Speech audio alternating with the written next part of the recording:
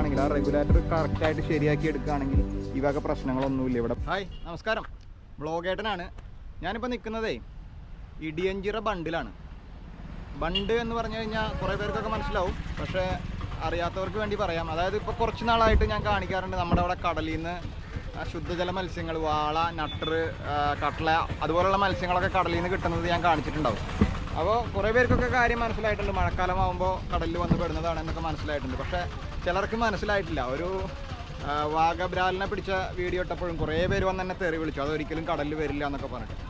അപ്പോൾ അതൊക്കെ ഞാൻ പലതവണ പറഞ്ഞതാണ്, എന്നാലും ഞാനൊന്ന് വിശദീകരിക്കാമെന്ന് വിചാരിച്ചു. ഇതാണ് ബണ്ട് എന്ന് പറയും, അതായത് ഇടിയഞ്ചിറ ബണ്ടാണ് കേട്ടോ. അത് ഇതുപോലെ ഏനമാവ് ബണ്ടുണ്ട്, ഇടിയഞ്ചിറ ബണ്ടുണ്ട്, അങ്ങനെ ബണ്ടുകളുണ്ട്. അതായത് കോൾനിലങ്ങളിലേക്ക് ഉപ്പുവെള്ളം കയറാതിരിക്കാൻ വേണ്ടി ഉണ്ടാക്കുന്ന സംഭവമാണിത്. അതായത് ഇത് മുല്ലശ്ശേരി കനാൽ എന്ന് പറയും, മുല്ലശ്ശേരി കനാലുമായിട്ട് കണക്റ്റഡാണ്. അപ്പോൾ മുല്ലശ്ശേരി അവിടെ നിന്നുള്ള കോൾനിലങ്ങളിലൊക്കെ വെള്ളം നിറയുമ്പോൾ, അത് മഴക്കാലത്ത് വെള്ളം നിറയുമ്പോൾ കടലിലേക്ക് ഒഴുക്കി വിടാനാണ് ഈ ബണ്ട് തുറക്കുന്നത്. അതുപോലെ തന്നെ മഴക്കാലം കഴിയുമ്പോൾ, വേനൽക്കാലം ആകുമ്പോൾ തിരിച്ച് ഉപ്പുവെള്ളം, കടലിൽ നിന്ന് തിരിച്ച് ഉപ്പുവെള്ളം കോൾനിലങ്ങളിലേക്ക് കയറാതെ തടയുകയും വേണം. അപ്പോൾ അതിനാണ് ഈ ബണ്ട് ഉപയോഗിക്കുന്നത്. ശരിക്കും ഇവിടെ ഒരു റെഗുലേറ്റർ ബ്രിഡ്ജ് ഉണ്ടായിരുന്നതാണ്.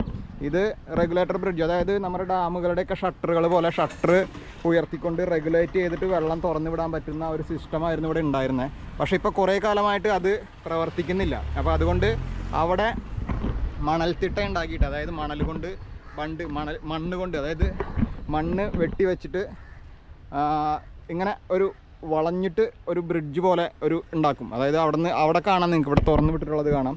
ഇവിടെ നിന്നൊക്കെ അവിടം വരെ ഒരു ബണ്ട് കെട്ടും, ഒരു മാനുവലായിട്ട് മണ്ണ് വെട്ടി വെച്ചിട്ട് ബണ്ട് ഉണ്ടാക്കും. അങ്ങനെയാണ് ഇപ്പോൾ കുറേ നാളായിട്ട് ഇത് തടയുന്നത്. അത് മഴക്കാലമാകുമ്പോൾ അത് പൊട്ടിച്ച് വിടുകയും ചെയ്യും. അത് ശരിക്കും പറഞ്ഞാൽ ലക്ഷങ്ങളുടെ നഷ്ടമാണ് ഓരോ വർഷം ഉണ്ടാകുന്നത്. കാരണം മണ്ണ് ഇപ്പോൾ മഴക്കാലം കഴിഞ്ഞാൽ ഇത് മണ്ണ് കെട്ടി വെച്ച് ഇവിടെ ബണ്ട് കെട്ടും. അത് കഴിഞ്ഞിട്ട് മഴക്കാലത്ത് അതെല്ലാം തുറന്നു വിടും. അത് തുറന്നു വിടുമ്പോൾ ഈ മണ്ണെല്ലാം ഒഴുകി ചെന്ന് പുഴയിലേക്കുമൊക്കെ ചേരുന്നത് വേറൊരു പ്രശ്നം. അത് കുറേ പ്രശ്നങ്ങൾക്ക് വരുത്തുന്നുണ്ട്. മത്സ്യത്തൊഴിലാളികൾക്കും ഒക്കെ ഒരുപാട് പ്രശ്നങ്ങൾ വരുന്നുണ്ട്. അതുമാത്രമല്ല, ഓരോ വർഷം വരുന്ന നഷ്ടം. ഈ ഒരു റെഗുലേറ്റർ ശരിയാക്കുകയാണെങ്കിൽ, റെഗുലേറ്റർ ഷട്ടറൊക്കെ ക്ലിയർ ആക്കുകയാണെങ്കിൽ നമുക്ക് അതിൻ്റെ ആവശ്യമില്ല. ശരിക്കും വെള്ളം റെഗുലേറ്റ് ചെയ്ത് എത്ര തുറക്കണം എന്ന് വെച്ചാൽ അത്ര വെച്ചിട്ട് ഡാമുകളൊക്കെ തുറക്കുന്ന രീതിയിൽ തുറന്ന് വിടാവുന്ന ഒരു സിസ്റ്റമാണ് ശരിക്കും ഇവിടെ പണ്ടുണ്ടായിരുന്നത്. പക്ഷെ അതൊന്നും ഇപ്പോൾ വർക്കിംഗ് അല്ല. പിന്നെ ഞാൻ പറഞ്ഞല്ലോ, ഇതിലെയാണ് നല്ല ഒഴുക്ക് ഇപ്പോൾ കാണുന്നത് നിങ്ങൾക്ക്. അപ്പോൾ അവിടെ നിന്നൊക്കെ പുഴകളിൽ നിന്ന്, കനാലിൽ നിന്നൊക്കെ, മുല്ലശ്ശേരി കനാലിൽ നിന്നും അതുപോലെ കോൾപ്പാടങ്ങളിൽ നിന്നൊക്കെ വരുന്ന മീനും ഒക്കെ ഇങ്ങനെയാണ് ഒഴുകി ചെന്നിട്ട് അവിടെ എത്തുന്നത്. അപ്പോൾ ഇവിടെ ചൂണ്ടയിട്ട് കഴിഞ്ഞാലും മീൻ കിട്ടും. അതുകൊണ്ടാണ് ഇപ്പോൾ കുറേ പേര് അവിടെ ചൂണ്ടയിട്ടുകൊണ്ടിരിക്കുന്നത്. കണ്ടോ, ഇപ്പോൾ അവിടെ നിന്നൊക്കെ മീൻ ഇങ്ങനെ വന്നുകൊണ്ടിരിക്കുന്നുണ്ട്. ഈ പറഞ്ഞ മീനുകൾ, അതായത് നമുക്ക് കടലിൽ നിന്ന് അവിടെ കുറേ കിട്ടിക്കൊണ്ടിരിക്കുന്നുണ്ട്. അപ്പോൾ അതുപോലെ തന്നെ അത് ഇവിടെ നിന്നും അതുപോലെ തന്നെ പല കനാലുകളിൽ നിന്നും അഴിമുഖം വഴിയൊക്കെ ചെന്നിട്ടാണ് കടലിൽ ചെന്ന് ചേരുന്നത്. അപ്പോൾ ഇവിടെ ചൂണ്ടയിട്ടാലും കിട്ടുന്നത് കണ്ടോ, ഇവിടെയൊക്കെ മീൻ കിട്ടിയതൊക്കെ കിടക്കുന്നത് കണ്ടോ, നട്ടറാണ് കിടക്കുന്നത്. അപ്പോൾ ഇവിടെ ചൂണ്ടയിട്ടാലും മീൻ കിട്ടുന്നുണ്ട്. അപ്പോൾ ഈ ഒരു സംഭവം കണ്ടോ, ആ അറ്റം വരെ നിങ്ങൾക്ക് കാണാം. ഈ ഒരു ബ്രിഡ്ജ് റെഗുലേറ്റർ കം ബ്രിഡ്ജാണിത്. അതായത് ഇത് റെഗുലേറ്റ് ചെയ്ത് വിടുക എന്നുള്ളതാണ് ഇതിൻ്റെ പർപ്പസ്. വെള്ളം റെഗുലേറ്റ് ചെയ്ത് വിടുക കോൾപ്പാടങ്ങളിലേക്ക്. ഇവിടെ നിന്ന് പോയി കഴിഞ്ഞാൽ ആടാട്ട് അതുപോലെ കോൾപ്പാടങ്ങളൊക്കെ ഉണ്ടല്ലോ, ആ കോൾപ്പാടങ്ങളിലേക്ക് ഉപ്പുവെള്ളം കയറാതിരിക്കുക എന്നുള്ള പർപ്പസ്. അതായത് വേനൽക്കാലത്ത് കൃഷിക്ക് വെള്ളം വേണം, അപ്പോൾ വെള്ളം ഉപയോഗിക്കും. അതുപോലെ തന്നെ വേനൽക്കാലത്ത് ഇവിടെ നിന്ന് തിരിച്ചുള്ള ഉപ്പുവെള്ളം അവിടെ കയറരുത്. അപ്പോൾ അതിന് വേണ്ടിയാണ് ഈ റെഗുലേറ്റർ ക്രം ബ്രിഡ്ജ് ഉണ്ടാക്കിയിട്ടുള്ളത്. ഇവിടെ നിങ്ങൾക്ക് നോക്കിക്കഴിഞ്ഞാൽ ഷട്ടറിൻ്റെ സംഭവങ്ങളൊക്കെ കാണാം. ഇരുമ്പിൻ്റെ രണ്ട് സൈഡിലുമുള്ള ഈ സാധനങ്ങളൊക്കെ കാണാം. പക്ഷേ അതിൽ ഷട്ടറോ കാര്യങ്ങളൊന്നും ഇപ്പോൾ ഇല്ല. അവിടെ നിങ്ങൾക്ക് നോക്കിയാൽ ഒരു ചേട്ടൻ വല വീശാൻ പോകുന്നുണ്ട്. അവിടെ കണ്ടോ, ചെമ്മണ്ണ് ചരലിട്ടിരിക്കുന്നതാണ്ടോ, അത് ബ്രിഡ്ജ് അത് ഈ ബണ്ട് കെട്ടിയിട്ടുള്ളതാണ്. അത് മണ്ണിട്ടിട്ട് ബണ്ട് കെട്ടിയിട്ടുള്ളത്. ആ ബണ്ട് പൊട്ടിച്ച് വിട്ടിട്ടാണ് ഇപ്പോൾ വെള്ളം തുറന്ന് വിട്ടുകൊണ്ടിരിക്കുന്നത്. അപ്പോൾ ഇതാണ് നമ്മുടെ ഇടിയഞ്ചിറ ബണ്ട് കേട്ടോ. ഞാനിതിൻ്റെ വിഷ്വൽസ് കറക്റ്റായിട്ട് കാണിക്കാം. അപ്പോൾ നിങ്ങൾക്ക് കുറച്ചുകൂടിയും വ്യക്തമായിട്ട് മനസ്സിലാവും എങ്ങനെയാണ് ഇതിൻ്റെ ഒരു സംഭവം എന്നുള്ളത്. ഞാൻ പറഞ്ഞല്ലോ, ഇതാണ് ബണ്ട്. ഇപ്പം മണ്ണ് വെച്ച് കെട്ടിയിരിക്കുന്ന ബണ്ട് കണ്ടോ, അത് മഴക്കാലത്ത് തുറന്നു വിടും. ആ തുറന്നു വിട്ടിരിക്കുന്നതാണ് ഈ കാണുന്നത്. ഇത് ഓരോ വർഷവും ഇങ്ങനെ ചെയ്തുകൊണ്ടിരിക്കുക. അതായത് ലോഡ് കണക്കിന് മണ്ണ്, ചരൽ മണ്ണ് കൊണ്ട് വന്നിട്ടാണ് ഈ ബണ്ട് ഇങ്ങനെ ഓരോ വർഷവും കെട്ടിയുണ്ടാക്കുന്നത്. ഒരു വർഷം തന്നെ ലക്ഷക്കണക്കിന് രൂപ ചിലവുണ്ട്. അത് മഴക്കാലം ആകുമ്പോൾ കംപ്ലീറ്റ് പൊട്ടിച്ച് കളയാണ്. ആ മണ്ണ് മുഴുവൻ അങ്ങോട്ട് പോകും. അപ്പോൾ ഈ ഒരു സംഭവം വെറുതെ ഇങ്ങനെ നോക്കുകൂത്തിയായിട്ട് നിൽക്കുക. അതുകൊണ്ട് ഇപ്പോൾ യാതൊരു ഉപകാരവും ഇല്ല. അതിൽ അത് കറക്റ്റ് ശരിയാക്കി എടുക്കുകയാണെങ്കിൽ, ആ റെഗുലേറ്റർ കറക്റ്റായിട്ട് ശരിയാക്കി എടുക്കുകയാണെങ്കിൽ ഈ വക പ്രശ്നങ്ങളൊന്നുമില്ല. ഇവിടെ ബണ്ട് കെട്ടേണ്ട കാര്യമില്ല. അത് ലീക്കില്ലാത്ത രീതിയിൽ നല്ല രീതിയിൽ ചെയ്തെടുത്ത് കഴിഞ്ഞാൽ കൃത്യമായിട്ട് റെഗുലേറ്റ് ചെയ്തിട്ട് വെള്ളം നമുക്ക് തുറന്നു വിടാൻ പറ്റും. പക്ഷേ അതിപ്പോൾ കുറേ വർഷമായിട്ട് ചെയ്യുന്നില്ല. ഇവിടെയുള്ള എല്ലാവരുടെയും ആവശ്യമാണ്. പക്ഷേ കുറേ വർഷമായിട്ടും അതിൽ നടപടിയൊന്നും ഉണ്ടായിട്ടില്ല എന്നാണ് എനിക്ക് അറിയാൻ കഴിഞ്ഞിട്ടുള്ളത്. അപ്പോൾ അതാ ഇവിടെ നിന്നിട്ട് അവിടെ നിന്ന് കുറേ പേര് ചൂണ്ടയിടുന്നുണ്ട്, ഇവിടെ നിന്ന് ചൂണ്ടയിടുന്നവരുണ്ട്. ഇപ്പോൾ ചൂണ്ടയിട്ടാലൊക്കെ മീൻ കിട്ടും. അതുപോലെ വല വീശി മീൻ പിടിക്കുന്നവരുണ്ട്. അങ്ങനെ പല രീതിയിൽ ഇപ്പം മത്സ്യബന്ധനം ഇങ്ങനെ നടന്നുകൊണ്ടിരിക്കുന്നുണ്ട് കേട്ടോ. ഇനിയും മനസ്സിലാവാത്തവരോട് ഒന്നും പറയാനില്ല കേട്ടോ. അതായത് മീൻ ഈ നട്ടറും കട്ടലയും വാളയും ഒക്കെ എങ്ങനെയാണ് കടലിലെത്തുന്നത് എന്നുള്ളത് ഇനിയും മനസ്സിലാവാത്തവരോട് ഇനി പറഞ്ഞ് മനസ്സിലാക്കാൻ എനിക്കറിയില്ല. ഇത് ഇങ്ങനെയാണ് ഇത് എത്തുന്നതെന്നുള്ളത് ഞാനൊന്ന് കാണിച്ച് തന്ന് പറഞ്ഞതാണ്. പലവട്ടം ഞാൻ പറഞ്ഞു ബണ്ട് തുറക്കുമ്പോൾ വരുന്നതാണ്, അഴിമുഖത്ത് കൂടെ വരുന്നതാണെന്നൊക്കെ. എന്നിട്ടും വിശ്വസിക്കാത്തവരോട് അല്ലെങ്കിൽ മനസ്സിലാവാത്തവരോട് ഇനിയൊന്നും പറയാനില്ല. അപ്പോൾ ഇതാണ് നമ്മുടെ ഇടിയഞ്ചിറ ബണ്ട്. ഇനി നമുക്ക് ഏനാമാവ് ബണ്ടുണ്ട് കേട്ടോ. അതും കൂടെ പോയിട്ട് ഞാനൊന്ന് കാണിച്ചു തരാം. അതിന് മുന്നേ നമുക്ക് ഇതിൻ്റെ ഒരു ആകാശ ദൃശ്യം ഒന്ന് കണ്ടു നോക്കാം.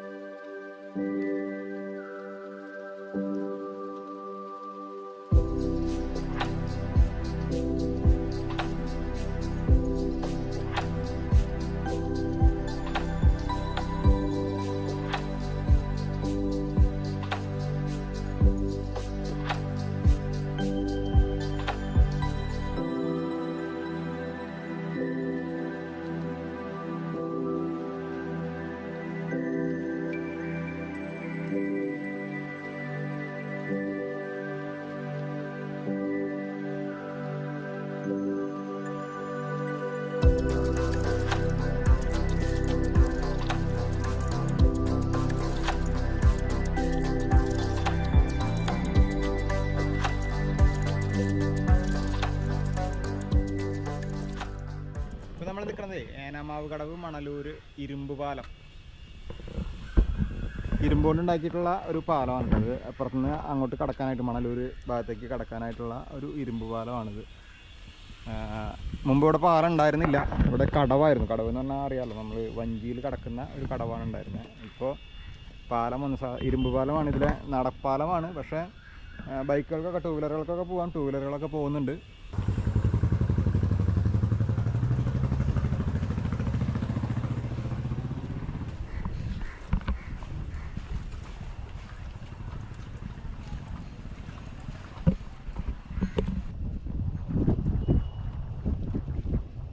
കാറ്റും കിട്ടാം, നല്ല രസമുണ്ട്. ഇതിൽ നടക്കുമ്പോഴേ ഭയങ്കര ഒരു ഫീല്.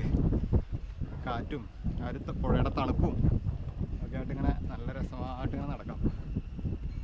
അടിപൊളി പോലെ കേട്ടോ. താഴേക്ക് നോക്കി കഴിഞ്ഞാൽ പുഴ.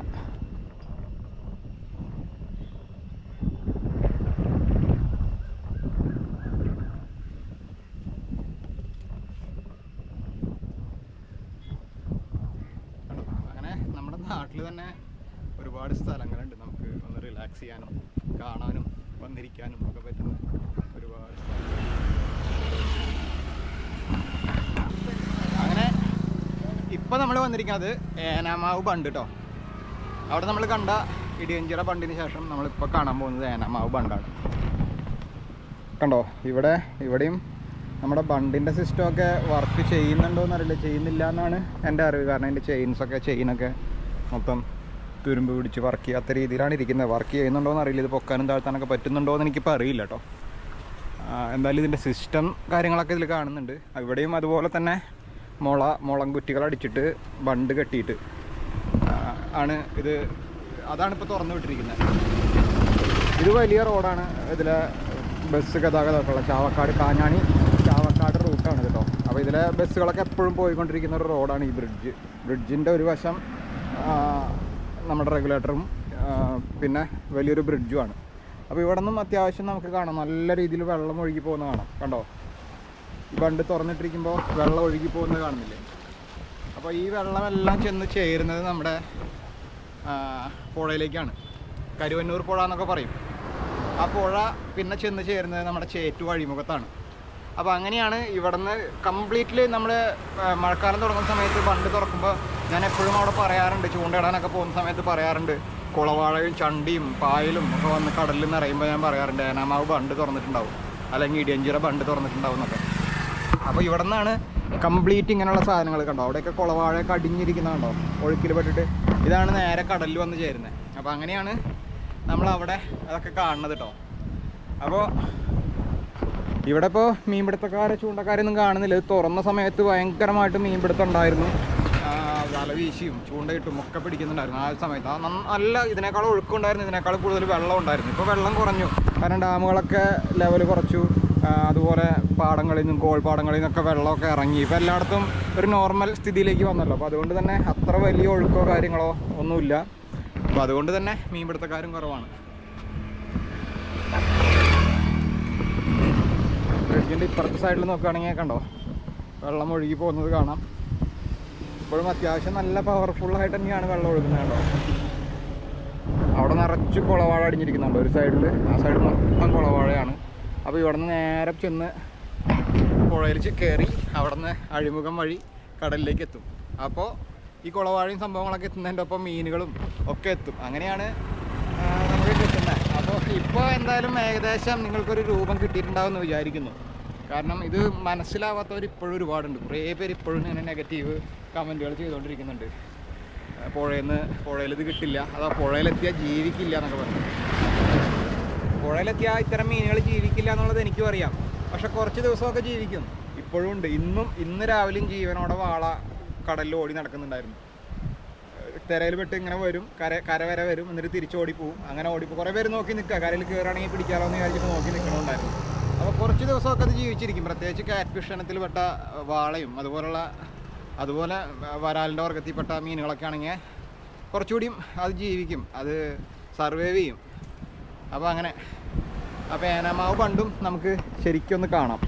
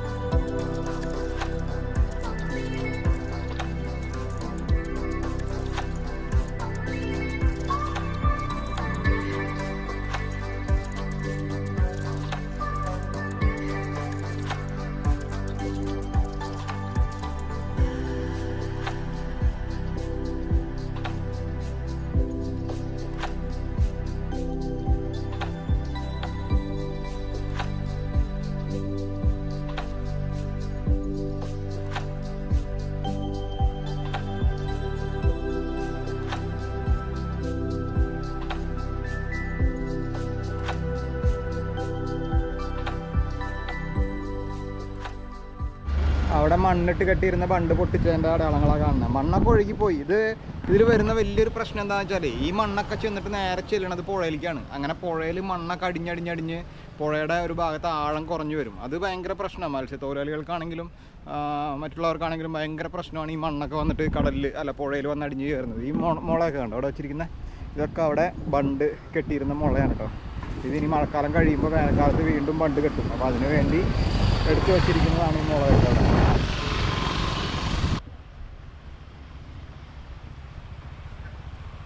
ഇവിടെ നിന്ന് നോക്കിക്കഴിഞ്ഞാൽ നമുക്ക് ആ ഒരു റെഗുലേറ്ററിൻ്റെ കുറച്ചുകൂടി നല്ല വ്യൂ കിട്ടും. അതുപോലെ വെള്ളം ഒഴുകുന്നതും കൃത്യമായിട്ട് കാണാൻ പറ്റും കേട്ടോ. കണ്ടോ ഇതിൽ ആ റെഗുലേറ്ററിന് ഷട്ടറുകളൊക്കെ ഉണ്ട്, റെഗുലേറ്റർ ഷട്ടറുകളൊക്കെ ഉണ്ട്. പക്ഷെ മറ്റോടത്ത് ഇടിയഞ്ചിറെല്ലാം ഒരു ഷട്ടർ പോലും ഇല്ല. ഇവിടെ ഷട്ടർ വെച്ച് ക്ലോസ് ചെയ്യാനൊക്കെ പറ്റുന്ന രീതിയിലാണ് ഉള്ളത് കേട്ടോ. ഇവിടെ നിന്ന് നോക്കുമ്പോൾ നമുക്ക് കൃത്യമായിട്ട് കാണാതെ. എന്നാലും ഇവിടെ ഒരു ബണ്ട് കെട്ടാറുണ്ട്. ഇതിന് പാരലായിട്ട് ഇവിടെ മണ്ണിട്ടിട്ട് ഒരു ബണ്ട് കെട്ടാറുണ്ട്. അത് കൃത്യമായിട്ട് അത് തന്നെ കൃത്യമായിട്ട് വർക്ക് ചെയ്യുന്നുണ്ടെങ്കിൽ, അതായത് ലീക്കൊന്നും ഇല്ലാത്ത രീതിയിൽ അത് വർക്ക് ചെയ്യുന്നുണ്ടെങ്കിൽ പിന്നെ വേറെ ബണ്ട് കെട്ടേണ്ട കാര്യമില്ല. ഉപ്പുവെള്ളത്തിനെ തടയാനൊക്കെ പറ്റും. പക്ഷേ പറഞ്ഞിട്ട് കാര്യമില്ല, നമുക്ക് അതൊന്നും പ്രോപ്പറായിട്ട് വർക്ക് ചെയ്യാത്തതുകൊണ്ടായിരിക്കാം വീണ്ടും ഇവിടെ ഒരു ബണ്ട് കെട്ടേണ്ടി വരുന്നത്. എന്താണ് അതിൻ്റെ സാങ്കേതികത്വം എന്നൊന്നും എനിക്കറിയില്ല. എൻ്റെ ഒരു ഊഹം പറഞ്ഞതാണ് കേട്ടോ. കാരണം നോർമലി അത് ക്ലോസ് ആയി കഴിഞ്ഞാൽ പിന്നെ ഇവിടെ നിന്ന് വെള്ളം അങ്ങോട്ട് പോവില്ല, അതുപോലെ അവിടെ നിന്ന് ഇങ്ങോട്ട് ഉപ്പുവെള്ളം കയറില്ല. അങ്ങനെയാണ് അതിൻ്റെ സിസ്റ്റം. അപ്പോൾ പിന്നെ ഇവിടെ വേറെ ബണ്ട് കെട്ടേണ്ട കാര്യം ഉണ്ടോ എന്നുള്ളത് എനിക്കറിയില്ല, എന്തുകൊണ്ടാണ് അങ്ങനെ കെട്ടുന്നതെന്നുള്ളത്. അപ്പോൾ അറിയുന്നവരുണ്ടെങ്കിൽ ഒന്ന് കമൻറ്റ് ചെയ്യുക. അതുള്ളപ്പോൾ പിന്നെ എന്തിനാണ് വീണ്ടും ബണ്ട് കെട്ടുന്നതെന്നുള്ളത്, അത് പ്രോപ്പറായിട്ട് വർക്ക് ചെയ്യാത്തതുകൊണ്ടാണോ അതോ വേറെ എന്തെങ്കിലും കാരണം കൊണ്ടാണോ എന്നുള്ളത് കേട്ടോ. അതുപോലെ ഈ ഒരു ബണ്ടിൻ്റെ സൈഡിൽ തന്നെയായിട്ടൊരു പാർക്ക് ഉണ്ട് കേട്ടോ, നെഹ്റു പാർക്ക്, ഏനാമാവ് നെഹ്റു പാർക്ക്. അവിടെ കുട്ടികൾക്ക് 5 രൂപ, അഡൾട്ട് 15 രൂപ, സീനിയർ സിറ്റിസൺ 5 രൂപ, സ്റ്റിൽ ക്യാമറ 50 രൂപ, വീഡിയോഗ്രാഫി 200 രൂപ, അങ്ങനെ ടിക്കറ്റ് നിരക്കുകളൊക്കെ എഴുതി വെച്ചിട്ടുണ്ട്. അതുപോലെ ഈ ടിക്കറ്റ് നിരക്കുകൾ കാണുമ്പോണ്ടല്ലോ, ടിക്കറ്റ് നിരക്കുകളൊക്കെ വളരെ കുറവാണ്. നോർമലി നമ്മുടെ എല്ലാ പാർക്കുകളിലും ഒക്കെ ടിക്കറ്റ് നിരക്കുകൾ വളരെ കുറവാണ്. പക്ഷേ എനിക്ക് എപ്പോഴും സംശയം തോന്നുന്നൊരു കാര്യമുണ്ട്. സ്റ്റിൽ ക്യാമറ 50 രൂപ, വീഡിയോ ക്യാമറ 200 രൂപ എന്ന് പറഞ്ഞിട്ട് അവിടെ എഴുതി വെച്ചിട്ടുണ്ട്. ഇത് എന്താണ് അവർ ഉദ്ദേശിക്കുന്നത്? ഇവിടുത്തെ മാത്രം കാര്യമല്ല ഞാൻ പറയുന്നത്, പൊതുവേ നമ്മുടെ വിനോദസഞ്ചാര കേന്ദ്രങ്ങളിലും പാർക്കുകളിലും ഒക്കെ ഇതുപോലൊരു സിസ്റ്റം ഉണ്ട്. ഇപ്പോൾ കഴിഞ്ഞ ദിവസം വെലങ്ങുന്നിൽ പോയപ്പോൾ അവിടെയും കണ്ടു, അവിടെ എന്താ 200-300 രൂപ ഉണ്ടെന്ന് തോന്നുന്നു വീഡിയോ ക്യാമറയ്ക്ക്. ഇപ്പോൾ എല്ലാവരുടെ കയ്യിലും മൊബൈൽ ഫോണുണ്ട്. മൊബൈൽ ഫോണിൽ അത്യാവശ്യം നല്ല രീതിയിൽ 4K 8K വരെ വീഡിയോ എടുക്കാൻ പറ്റുന്ന മൊബൈൽ ക്യാമറകൾ എല്ലാവരുടെയും കയ്യിലുണ്ട്. അത് കൊണ്ടുപോകുന്നതിൽ യാതൊരു പ്രശ്നവുമില്ല ഈ സ്ഥലങ്ങളിലെല്ലാം, അതിനൊന്നും ചാർജസ് ഇല്ല. പക്ഷേ നമ്മളൊരു ക്യാമറ, അതിപ്പോൾ ഒരു ഗോപ്രോ, ചെറിയൊരു ഗോപ്രോ ക്യാമറയാണെങ്കിലും അല്ലെങ്കിൽ ഒരു നോർമൽ ക്യാമറയാണെങ്കിലും ഒരു ക്യാമറ കൊണ്ടുപോകുമ്പോൾ അവരതിന് വലിയ ചാർജാണ് ഈടാക്കുന്നത്. എന്താണ് അതുകൊണ്ട് ഉദ്ദേശിക്കുന്നതെന്ന് എനിക്ക് മനസ്സിലാവണില്ല. ഞാനിപ്പോൾ ഇവിടെ വന്നിട്ട് ഞാൻ ഈ ഒരു വിനോദസഞ്ചാര കേന്ദ്രത്തിൽ സന്ദർശിക്കാൻ വന്ന് ഞാൻ അതിൻ്റെ ഒരു ഫോട്ടോ എടുത്തിട്ട് അല്ലെങ്കിൽ ഒരു വീഡിയോ എടുത്തിട്ട് ഒരു ഇൻസ്റ്റഗ്രാമിലോ ഫേസ്ബുക്കിലോ അപ്ലോഡ് ചെയ്യാണ്. ഈ ഒരു പാർക്കിനെ ടാഗ് ചെയ്തുകൊണ്ട് അപ്ലോഡ് ചെയ്യാണ്. അതിൻ്റെ ഗുണം ആർക്കാണ്? എനിക്ക് ഗുണമുണ്ടാവും, എൻ്റെ പേജിൽ അതിന് റീച്ച് കിട്ടിയേക്കാം. പക്ഷേ അതിനേക്കാൾ ഗുണം കിട്ടുന്നത് ആ ഒരു സ്ഥലത്തിനാണ്, ആ ഒരു പാർക്കിന് അല്ലെങ്കിൽ ആ ഒരു വിനോദസഞ്ചാര കേന്ദ്രത്തിനാണ്. കാരണം ഇത് അറിയാത്ത പല ആൾക്കാരും ഉണ്ടാവും. അവരിത് കാണുകയാണ്, ഈ ഒരു ടാഗ് കണ്ടിട്ട് ഇങ്ങനൊരു സ്ഥലം ഉണ്ടല്ലേ, എന്നാൽ ഒന്ന് പോയി നോക്കാം എന്ന് വിചാരിച്ചിട്ട് കൂടുതൽ ആളുകൾ ഇങ്ങോട്ട് വരാനുള്ള സാധ്യതയാണ് അവിടെ തെളിയുന്നത്. അപ്പോൾ ഇതുപോലെ ഫോട്ടോ എടുക്കുന്നവരെയും വീഡിയോ എടുക്കുന്നവരെയൊക്കെ പ്രോത്സാഹിപ്പിക്കുകയല്ലേ വേണ്ടത്, അല്ലാതെ കൂടുതൽ ചാർജസ് വാങ്ങിച്ചിട്ട് അവർ ക്യാമറ കൊണ്ടുവരാത്തൊരവസ്ഥയിലേക്ക് വരികയാണ്. ഞാനിപ്പോൾ എന്താ ചെയ്യുന്നത്? എന്നെക്കൊണ്ട് 300 രൂപയോ 200 രൂപയോ ഒന്നും കൊടുത്ത് ക്യാമറ അകത്ത് കയറ്റാനുള്ള കപ്പാസിറ്റി ഇല്ല, ഫിനാൻഷ്യൽ കപ്പാസിറ്റി ഇല്ല. അപ്പോൾ അതുകൊണ്ട് ഞാനിങ്ങനെയുള്ള സ്ഥലങ്ങളിൽ പോകുമ്പോൾ ക്യാമറ എടുക്കില്ല, വീഡിയോ എടുക്കില്ല, ഫോട്ടോ എടുക്കില്ല, അത് പോസ്റ്റ് ചെയ്യില്ല. അപ്പോൾ എനിക്ക് പ്രത്യേകിച്ച് നഷ്ടമൊന്നും വരാനില്ല. പക്ഷേ അതുകൊണ്ട് അവർക്കുണ്ടാകുന്നത് ശരിക്കും നഷ്ടമാണ്. കാരണം ഞാനത് പോസ്റ്റ് ചെയ്തിരുന്നെങ്കിൽ എൻ്റെ ആ ഒരു വീഡിയോ 1,00,000 പേര് കണ്ടു കഴിഞ്ഞാൽ അതിലൊരു 100 പേരെങ്കിലും ചിലപ്പോൾ അവിടെ വന്നാൽ അത് നല്ലതല്ലേ. അപ്പോൾ അങ്ങനെയൊക്കെ ചിന്തിക്കേണ്ട കാലമായിരിക്കുന്നു. അതൊന്നും ചിന്തിക്കാനുള്ള ബോധം ഇതുവരെയും നമ്മുടെ സിസ്റ്റത്തിനോ ഒന്നും വന്നിട്ടില്ല.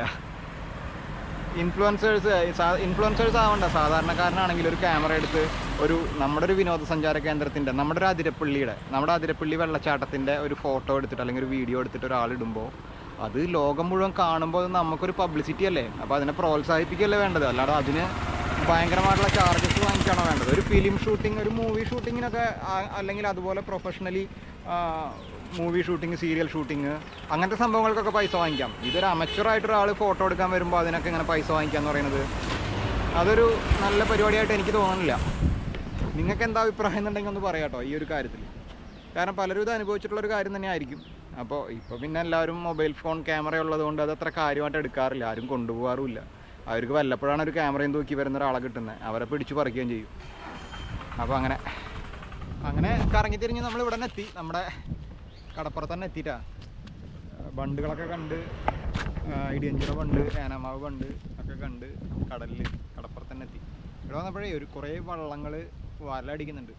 കുറച്ച് പരുന്തുകൾ ഇങ്ങനെ പറക്കണായിട്ട് ഞാൻ ഇങ്ങോട്ട് വന്നേ. അപ്പോൾ നോക്കിയപ്പോൾ അടുത്ത് തന്നെ വള്ളങ്ങൾ വല അടിക്കുന്നുണ്ട്. എന്താ മീൻ എന്താണെന്ന് അറിയില്ല, ചിലപ്പോൾ ചൂടയോ അങ്ങനെ എന്തെങ്കിലും ആയിരിക്കും, ചിലപ്പോൾ ചാളയാവാം, അറിയില്ല, ഒന്ന് നോക്കട്ടെട്ടാ.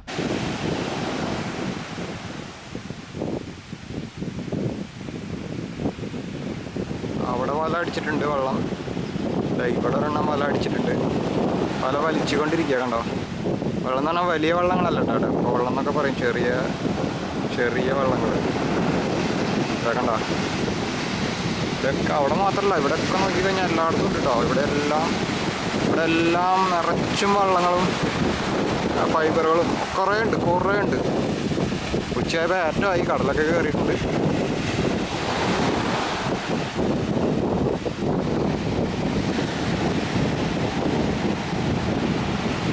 മീനെന്താണെന്നറിയില്ല, എന്തായാലും വല അടിച്ചിട്ടുണ്ട്.